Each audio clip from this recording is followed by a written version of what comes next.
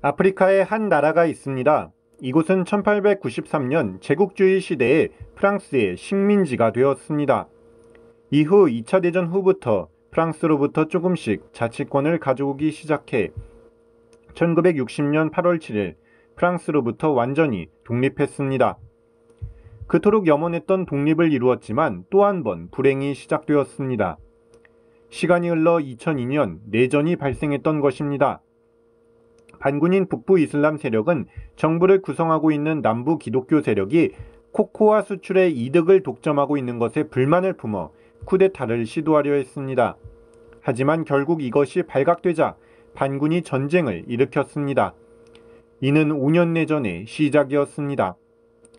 이로 인해 나라는 두 개로 갈려졌고 전쟁으로 인하여 수만 명이 숨지고 70만 명의 난민이 발생하는 아픔을 겪었습니다.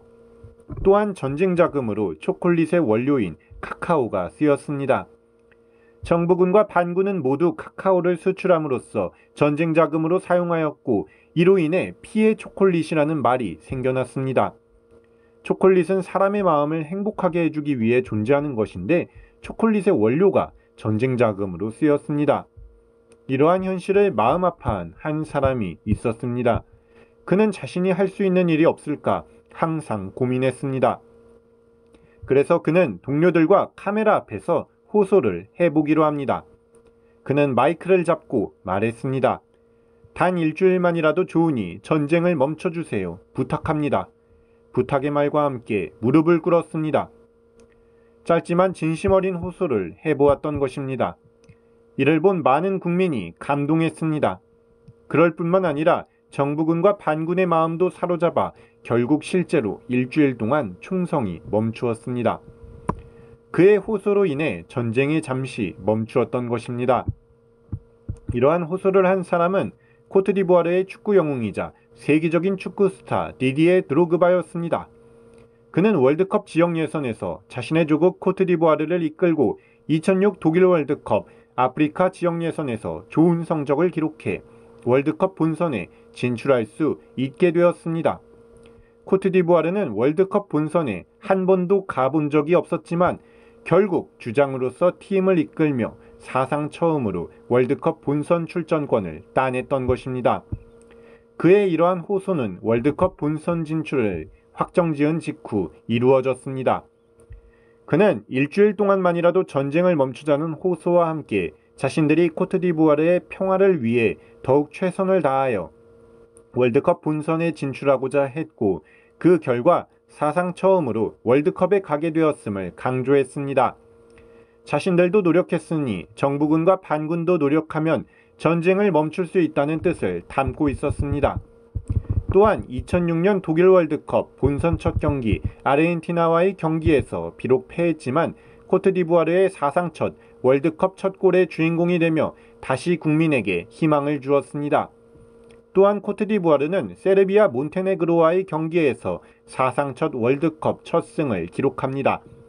코트디부아르는 비록 아르헨티나와 네덜란드에 밀려 월드컵 16강 진출에는 실패했지만 월드컵을 통해 전쟁을 멈추겠다는 목표에는 한 걸음 더 가깝게 다가갔습니다.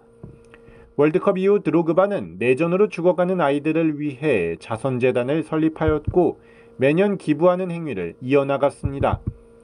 이러한 노력에 감동하여 전쟁이 끝나야 한다는 여론이 형성되었습니다. 결국 이러한 노력이 모여 2007년 5년간의 내전이 종료되었습니다. 2011년 내전이 다시 발생해 그의 노력이 물거품이 되기도 했지만 그는 좌절하지 않았습니다. 드로그바는 축구선수로 활동하는 틈틈이 UN 평화관련위원회에서도 활동하며 평화를 위한 발언을 지속했습니다. 코트디부아르에는 화해와 용서가 필요합니다. 라는 말은 다시 한번 코트디부아르 사회에 큰 감동을 불러일으켰고 결국 코트디부아르의 총성을 멈춰 코트디부아르의 내전을 다시 한번 종결시키는 데에 큰 역할을 했습니다. 유명인이자 국민 영웅이기에 전쟁을 멈출 수 있는 영향력이 있었다고 볼 수도 있겠지만 그의 진정성 있는 말과 행동이 두 번의 전쟁을 멈추는 데에 더욱 큰 역할을 했던 것은 아닐까 생각해 봅니다.